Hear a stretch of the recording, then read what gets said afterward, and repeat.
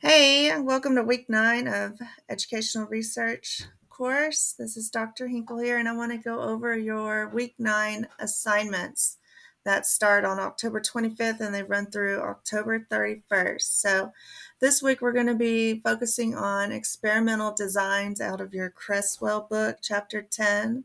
So you'll have the video there with the lecture, and then here's your learning objectives. And your PowerPoint is here, so just print that out as you read the chapter, and then you can go in and watch the lecture video after you've read the chapter and reviewed your PowerPoint in that order. And so here's 2 journal articles that you'll use for this week. One's an example of an experimental study, so you'll print that off and save it. And then here's a quasi-experimental study, so you'll print that and save that as well. And so here we go. So your first assignment is your forum. So it's titled Ethical Dilemma. So once you've read chapter 10, you're going to look on page 326 in your textbook, and there's a little box and it's titled Ethical Dilemma. So then once you've read that, please post to the forum your answers to the last 2 questions that Cresswell proposed.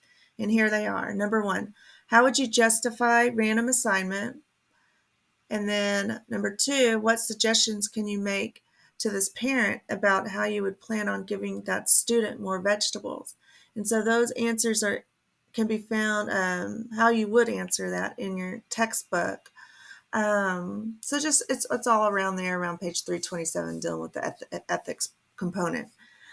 And as always, have that done by Thursday. So then that gives your classmates time to respond to your message.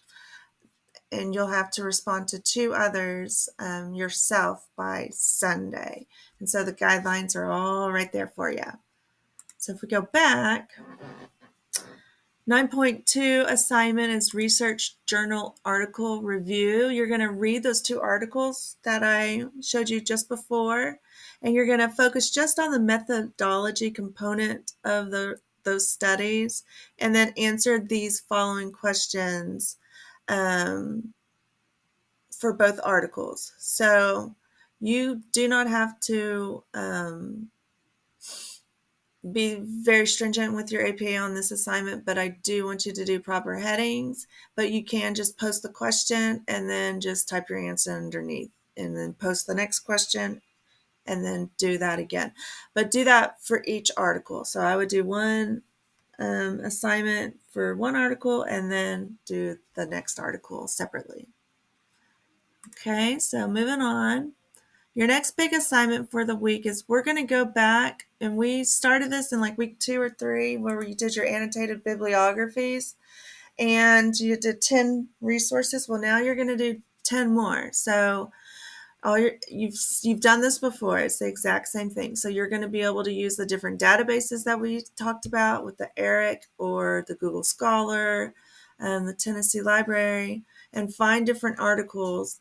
And then you are going to, on a Word document, follow APA, and you are going to do an annotated bibliography for each one of those articles. So make sure you follow these 5 points here. Make sure there's a title with proper heading. You cite your article. Remember, always use your APA manual to help you do that. And then go ahead and add in 2 to 4 keywords for the article that would fit into the scope of your topic. And then you go ahead and you abstract the article. So that's just a fancy way of saying you're going to summarize it. So remember, don't just copy the author's abstract of their article. You have to generate your own. Try to keep it under 350 words, and then you give me 1 paragraph and sum it all up like that. Make sure you have the following in your abstract. You tell me about the research problem. This is like when you summarize it. Make sure you're telling me what the research questions are. I think a lot of y'all kind of, it was hit or miss on that if you included those in your last assignments. So pay careful attention to that, please, or the hypothesis. Tell me the data collection procedures as well as the results of the study and their findings. And then again, I'm going to give y'all extra credit here, And this will be 5 points that you can add to your overall grade. And that will be a separate grade. It won't be tacked on to this assignment. The way I have to set it up with the grade book in Moodle is I set it up as a separate individual assignment, and it will tack on to your overall points. So that'll be 5 extra points that you can earn if you write a paragraph about that. I would do, you're doing 10 articles. So I would just say 1 article, and then I'll give you the extra points for that 1 article that you do, for the extra credit for that one, if that makes sense. Let's look at here. As I grade these, I'm creating grading rubrics for your assignments. So I do have them for all of your assignments, but this one, since I've already done, I had it here, so I was able to put it up. So these are the components that I'm going to be looking for when I'm grading your abstracts, and making sure you have the titles, the headings or an APA, your citation as well. There's 2 to 4 keywords. Did you summarize it within 350 words? Did you have a paragraph for a thoughtful response?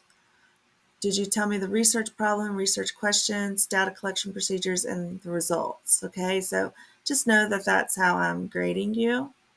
So that's going to be the main assignment for this week. It's laborsome, but this is when you're gathering all the information and trying to find that saturation point among the literature whenever you're doing your literature review. Okay, make sure you save all of those. That way you have them whenever you're going to be doing your literature review and piecing together your course project. Okay, and then as always, we have your reflection, your weekly notes. I've already changed those so you can upload those with the large files, but let me know if something's askew and it just didn't kind of hang in there. And then finally, you have your week quiz. So remember, you can take those as many times as you need, and then it will average out your grade. And y'all been doing really good on your quizzes, so very good. I'm enjoying teaching this class with y'all, and if y'all have any other questions, don't hesitate to text, call, email. Just one click away from being able to help y'all. So I'm here for y'all, and I hope y'all have a fantastic week. Take care.